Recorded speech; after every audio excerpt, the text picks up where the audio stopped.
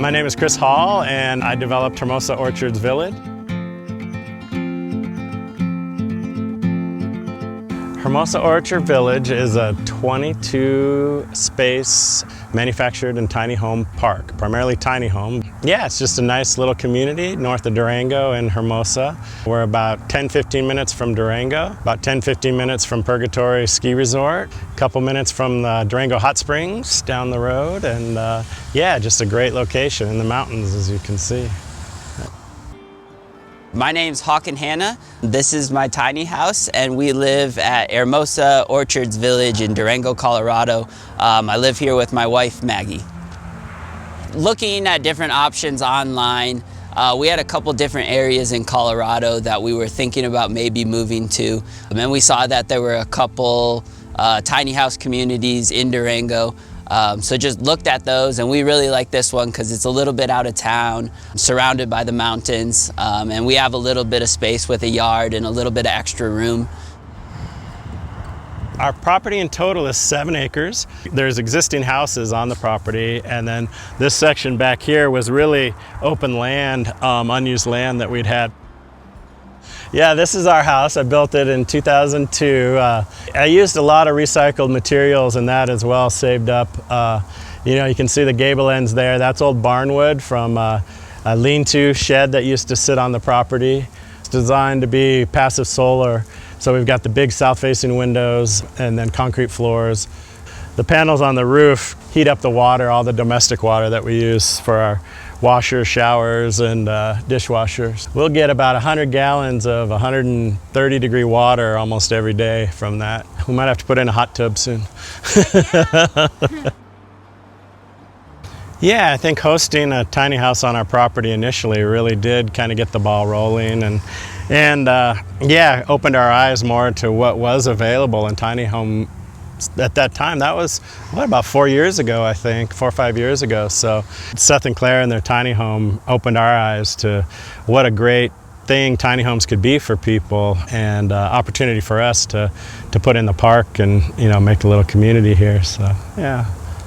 But these are cherry trees, and we've got a lot of cherries in this orchard, as well as apples and plums and apricots. And so this is a common space, really, and so it's dedicated on the plat that this is an open area for people to use, pick the fruit in the summer when it's ripe, and just hang out. You know, when we fill up, we'll talk to people about, you know, should we put a little gazebo or something to hang out in here, or, you know, I'm not sure what people will want to do. But this is a house that used to sit in Durango, and a lady wanted the lot, not the house, so we picked it up and moved it out. We put it on basically picked it up with 2 front end loaders, cribbed it, and drove an old mobile home frame under it, and set it back down, and then built on the back bedroom, and it's a recycled tiny house. Thanks to our sponsor, Blue Land. With cleaning products, I hate how many single-use plastic bottles get thrown away, and without a refill option that doesn't come in yet another single-use plastic bottle. Blue Land offers products that are effective, convenient, safe, affordable, and sourced from clean ingredients. They don't use any single-use plastic either.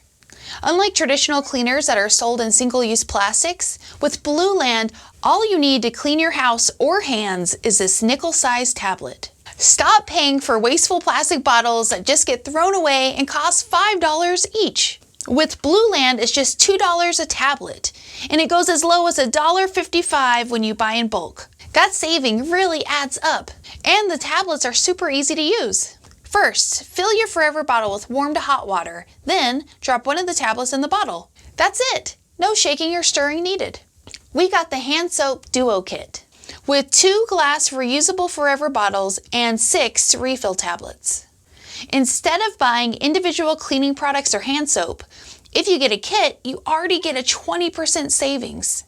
And it gets even better. Use our link below to get an extra 20% off your first kit. La Plata County, actually, and I think the city of Durango with Bob Lieb's project kind of push the city, but we're in the county, and the county hasn't ever really dealt with anything like this. So yeah, it's a long approval process of, you know, getting your plans together, looking at, you know, where we fit in, because tiny homes don't really fit in, but they want them to fit in somewhere.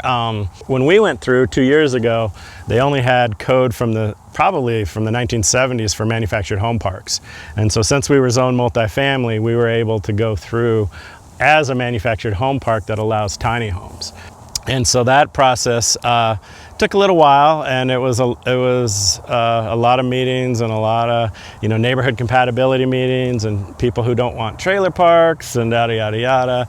All the neighbors come out and have their say, but yeah, we just put our head down and we tried to explain to people as best we could that this wasn't a trailer park like you envision. This is going to be a really nice community to live in, with nice tiny homes and manufactured homes as well. I think now that it's coming together, you see people driving in and stopping by, and everyone's like, wow, this is fantastic. You know, people don't understand quite what it is, a lot of people, especially kind of the older community, and they're worried about their home values and everything else. So it's definitely a process, and you definitely, you know, you have to be committed.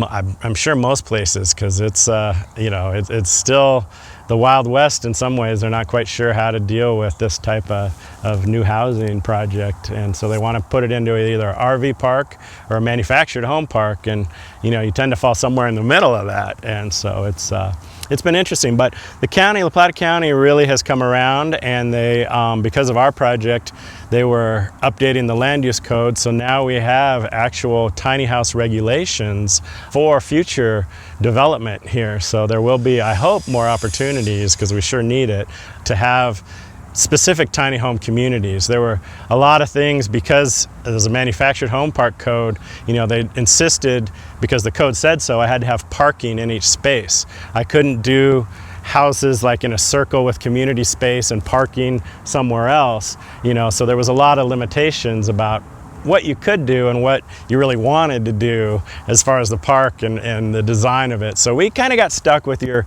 generic design, but I think we did the best we could with what we had to work with, and I think it's really going to turn out to be a nice place for people. So now there are 22 spaces down this on either side of the road, 11 on each side.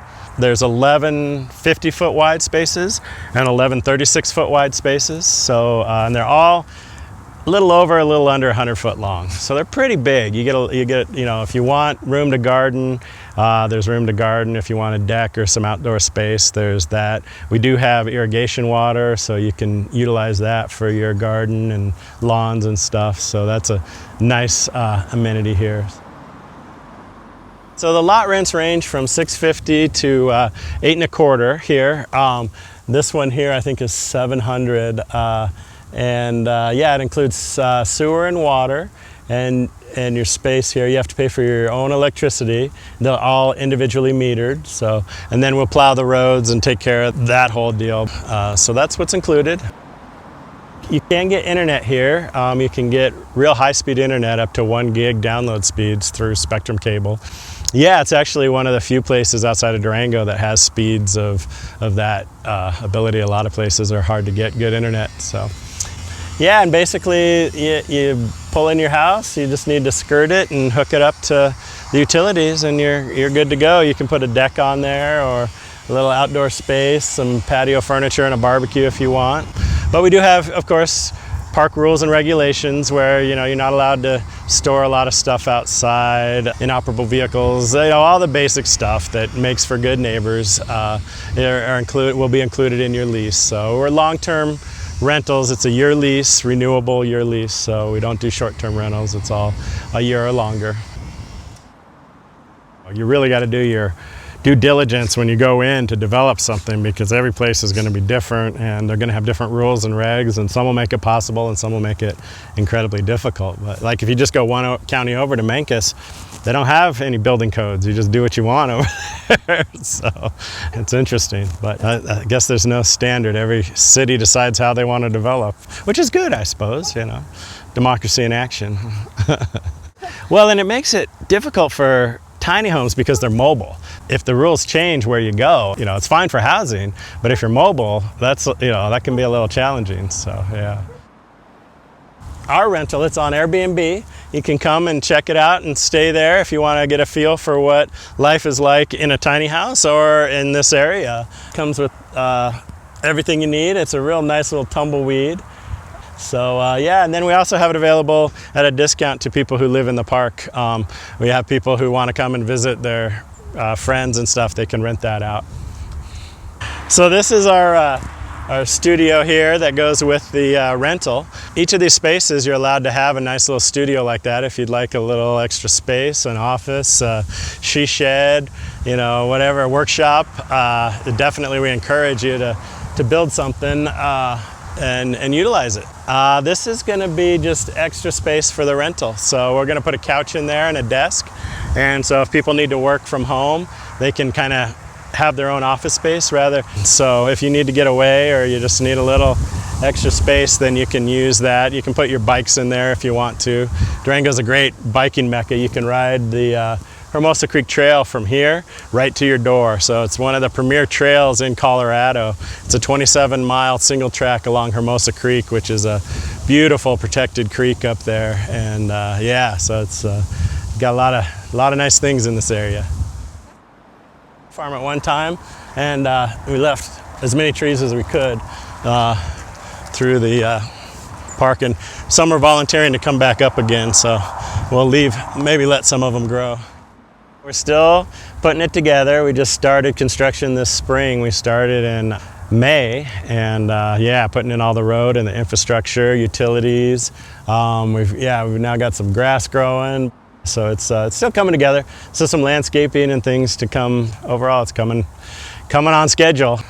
So like after that happens, I think that'll look. They're planning on planting more trees around the houses as they move in and stuff. So it'll be nice. I know right now it looks a little rough, but I think it'll be nice. Like come spring, once the grass grows in and things are planted, it'll be really nice. I think maybe they were the third people here, second, maybe she was the first. And this is a Topanga built in California, and they brought it out. So yeah, he's a soccer coach, and she works in healthcare, I believe. And it's a really nice, it was built in Southern California, so it's got like the Mexican tile bathroom and it's really, really well done.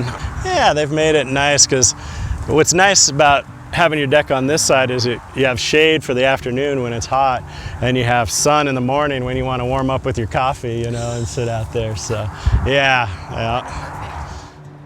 Not a developer. I've built a few houses, but this was my first roll into it, and it took a lot of time.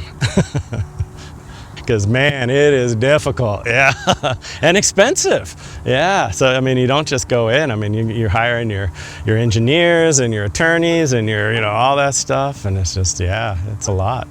You're not gonna get rich off of it, but I think it's a good thing for the community, and I think a lot of people poo-poo the old trailer parks, but you got to start somewhere, and they really provide a service for low income. And the old trailer parks are actually, most of them are kept pretty well. They haven't been let go, and they provide that first home ownership opportunity for a single mom, for a teacher, for somebody who can get into one affordably, build some equity, and use that as a stepping stone. Because below that, what are you're renting an apartment by the week, or you're down at the homeless camp, So I really do believe that you need these varying levels of housing for people starting out, and I think that tiny homes are really a great opportunity. We had a young couple here. He built this tiny home for, I think he told me $35,000. What a great opportunity to be able to build your own home, build some equity in it, and I'm sure he can sell it for twice that now. If he, as his family grows and he needs to move up to a bigger home eventually, that's just, a great stepping stone in versus, the housing here. You just can't get into anything that would even be affordable for people. So that's my take on it anyway. Really, a lot of people think, well, tiny homes have to be super affordable and really small or whatever, but I really feel like housing meets all different kinds of people and needs. And yes, when you think of tiny homes and like what they're doing in LA, and they're basically just sheds, that's great, it's shelter for somebody. But yeah, like these homes here, they're great livable homes, and they're affordable, and they're not just emergency housing. They're a lifestyle, and it's great for people. So yeah.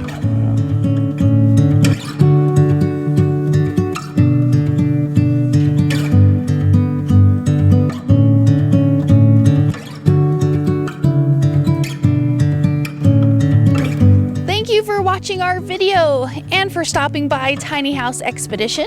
I'm Alexis. And I'm Christian. Don't forget to like, comment, and subscribe. And for more tiny home tours and stories, click the videos below. And join us on Instagram for bonus content, including face-to-face conversations with us. We hope to see you there. All right. Thanks, guys. Have a good one.